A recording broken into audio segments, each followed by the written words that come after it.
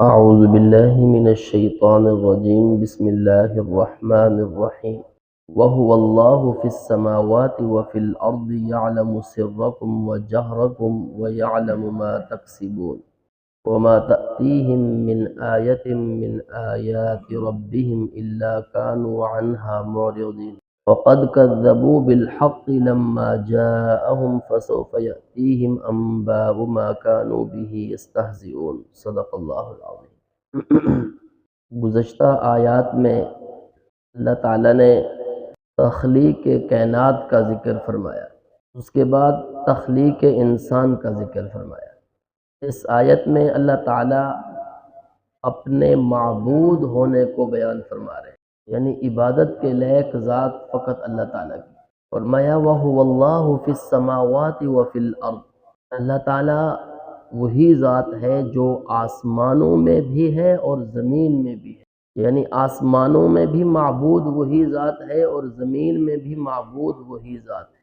حدیث شریف میں آتا ہے رسول اللہ صلی اللہ علیہ وسلم نے فرمایا کہ آسمانوں میں ایک بالش جگہ بھی ایسی نہیں ہے جہاں فرشتے اللہ تعالیٰ کی عبادت نہ کرتے۔ ہاں، زمین کے اندر ایسا گروہ موجود ہے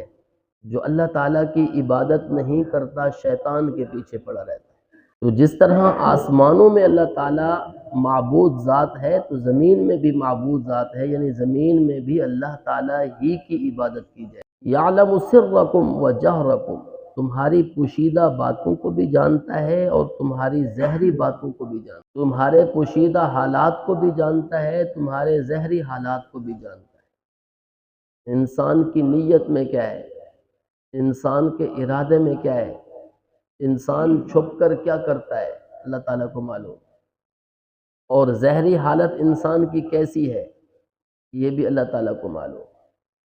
وَيَعْلَمُ مَا تَكْسِبُونَ، اور جو کچھ تم کماتے ہو ان کو بھی اللہ تعالیٰ جانتا ہے، یعنی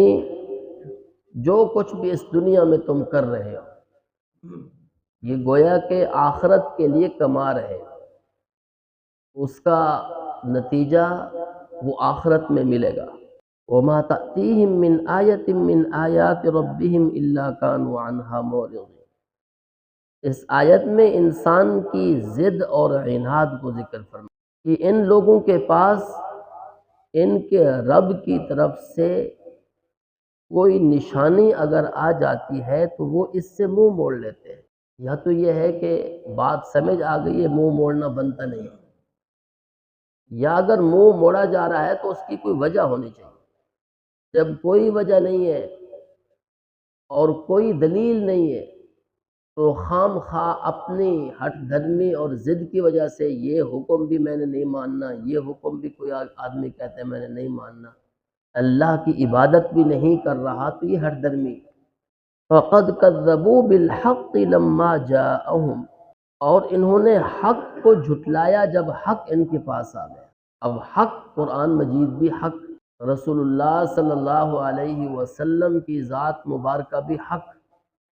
آپ صلی اللہ علیہ وسلم نے جو دین ہمیں دیا ہے وہ بھی حق۔ ان تمام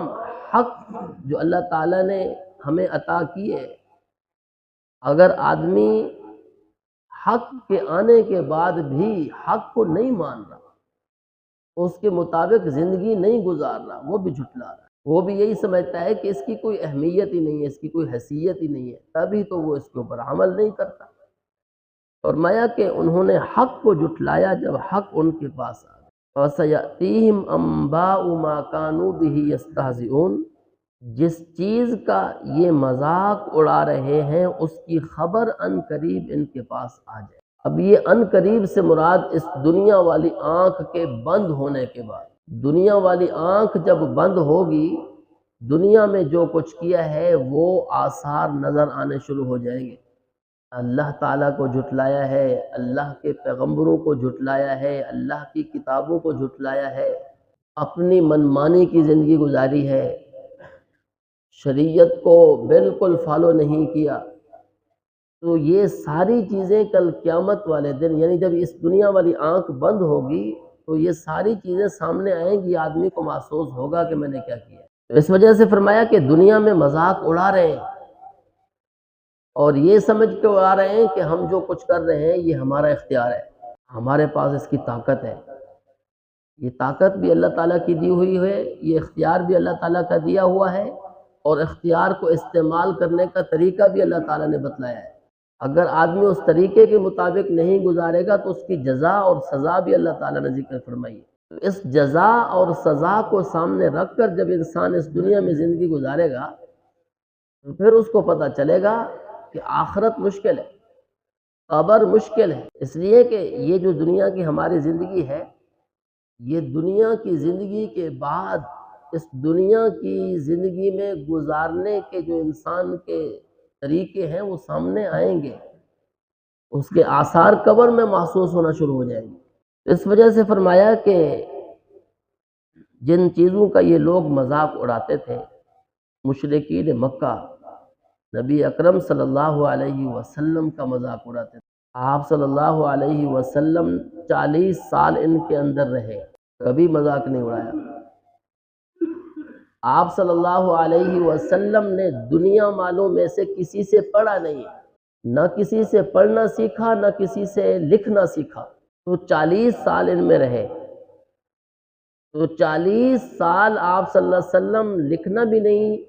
جانتے تھے، پڑھنا بھی نہیں جانتے تھے، یعنی دنیا سے نہیں پڑھا تھا۔ اس کے بعد رسول اللہ صلی اللہ علیہ وسلم ایسے علوم لے کر آئے کہ بڑے بڑے فلاسفر حیران رہ گئے۔ تو اس سے ان کو اس بات کا اندازہ لگا لینا چاہیے تھا کہ یہ اللہ تعالیٰ کی طرف سے ہے، اگر نہ تو رسول اللہ صلی اللہ علیہ وسلم نے دنیا میں سے کسی سے پڑھا نہیں، اور یہ دنیاوی علوموں میں سے کوئی علم ہے ہی نہیں، تو ان کو ماننا چاہیے تھا، مانا نہیں ہے، اوپر سے مذاق اڑانا شروع کر دیا۔ اب بڑے بڑے فلاسفر ہیں، بڑے بڑے ادیب ہیں، بڑے بڑے فصاحت و بلاغت کے ماہر لوگ ہیں، تو ان کو اس زاویے سے دیکھنا چاہیے تھا نا۔ انہوں نے اس زاویے سے نہیں دیکھا، بس انہوں نے یہ کہا کہ یہ تو جادو ہے، یہ تو پتہ نہیں اپنی طرف سے نعوذ باللہ گھڑ کے آ گئے۔ تو فرمایا کہ قیامت والے دن اس کا پتہ چل جائے گا، یعنی وہاں جزا ہوگی، سزا ہوگی۔ دنیا کے اندر تو چیلنج تھا، اور اس چیلنج کو قبول بھی نہیں کیا، اس جیسا چیلنج بھی قبول نہیں کیا، لیکن نہیں مانا، اپنے ہٹ دھرمی پر قائم رہتے ہیں۔ اب آخرت کے اندر پتہ کیسے چلے گا؟ جزا کے ذریعے، سزا کے ذریعے، سزا ہوگی اس کی۔ اس لیے کہ جس نے استہزاء کیا، جس نے مذاق اڑائی، وہ دائرہ اسلام سے خارج، وہ پہلے ہی کافر تھے، اور مذاق اڑانا یہ اللہ تعالیٰ کو پسند نہیں ہے۔ اللہ تعالیٰ اس قرآن مجید میں جہاں کہیں بھی ذکر فرماتے ہیں تو ایک ایسی کیفیت میں ذکر فرماتے ہیں جس سے پتہ چلتا ہے کہ اللہ تعالیٰ ناراض ہے ایسی بات پر۔ تو صاف ظاہر ہے جب ایسی بات اللہ تعالیٰ ذکر فرماتے ہیں تو اس کی جزا بھی اس طرح سخت